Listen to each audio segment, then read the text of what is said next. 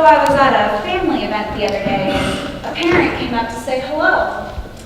So I hear you're doing journalism, he says to me. That's really great. What are you gonna do with that, in terms of getting a job? I tell him, well, I'm looking to be a journalist. So first I'm gonna try to be a reporter, and then maybe one day I'll be an editor. He kind of nods.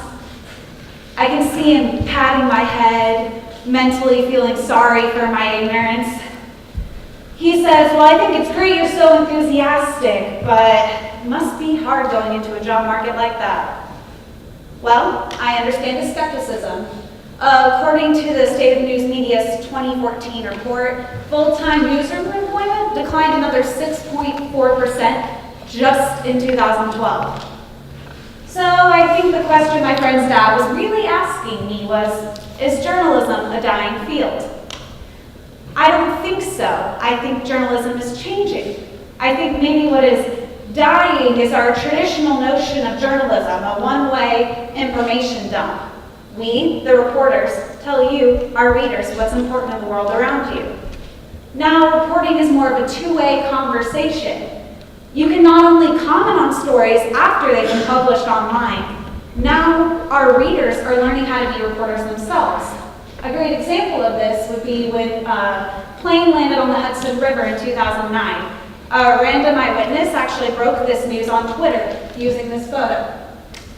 So thanks to new technology and innovative uses of old technology, social media platforms like Twitter, our readers are learning how to be reporters. But more importantly, we're learning to pass the mic to really give you guys a chance to get involved. Technology is democratizing the pursuit of truth. So from the panels that I attended at South by Southwest and from speaking with journalists across the country, from California to DC, I think others would really agree with me. At South by Southwest, panelists in the themes of content and distribution really discussed ways to get their journalists more engaged with people on social media to drive them to really consume their content. They also discussed ways we could better highlight some of the inspiring, exciting things you guys are already doing online. A really great example of changes in the media industry would be the hashtag #YesAllWomen movement, which was discussed at South by Southwest. A tragic news story prompted an important conversation online about gender violence. This conversation became a movement, and this movement prompted more reporting from mainstream media. But how did it all begin? Well, in 2014, a man named Elliot Rogers brutally murdered 6 people in California. His misogynist manifesto was posted online. This is it. Women read this and took to Twitter to really discuss issues of gender violence using the hashtag #YesAllWomen. These are 2 tweets from the movement. Yes, all women, because even a taped confession admitting to raping me wasn't enough to put him in jail. The cops who asked me, well, what were you wearing when I reported an attack and attempted rape? Hashtag yes, all women. If this event had happened a few years ago, Elliot Rogers' horrific acts probably would have faded away after a few news stories and a few conversations between people at church or at home or at school. But now concerned women are using Twitter in an innovative way to keep this important social issue on people's minds.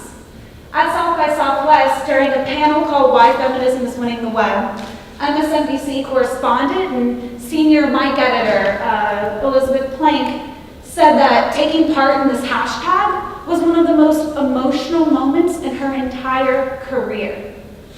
So what made this hashtag so important? Because when women took a stand online, they convinced editors and reporters that this issue needed more reporting. Technology is democratizing the pursuit of truth. But what does all this mean for journalists? Does this mean we're no longer needed if you can be the reporter? I don't think so. I think we need to learn how to adapt and enter what is now a two-way conversation. Now reporting is more interactive. But we struggle with this interactivity. There are so many people talking online, so how do we hear all of you guys and listen and respond in the most efficient and effective way possible? Well, at South by Southwest, giving their reporters the technology to see what's really trending online on social media in real time, on Twitter, on Facebook, on Instagram, on Vine, you name it. The most popular technology discussed was a thing called CrowdTangle. So this is a video of CrowdTangle's interface. It uses a series of analytic filters to organize content in an easy-to-read way for journalists. Journalists can keep this up during the day while they're doing their reporting. They can periodically check it to see what's trending online in their interest areas. But basing our editorial choices on what you're talking about already online, on Facebook or Twitter, has kind of sparked some drama between traditional journalists and people like BuzzFeed, for example. Many worry that basing our choices on your Facebook likes could create a vicious cycle of cat videos and listicles. But can this technology only be used to see if Kim Kardashian is trending for the day? Or could it be used for something bigger? What if, for example, this had been around during the Arab Spring? What if reporters had really been able to use this to see what was getting traction online in real time and respond in a quicker way? Or what if more lives had been saved if everyone knew the world was watching?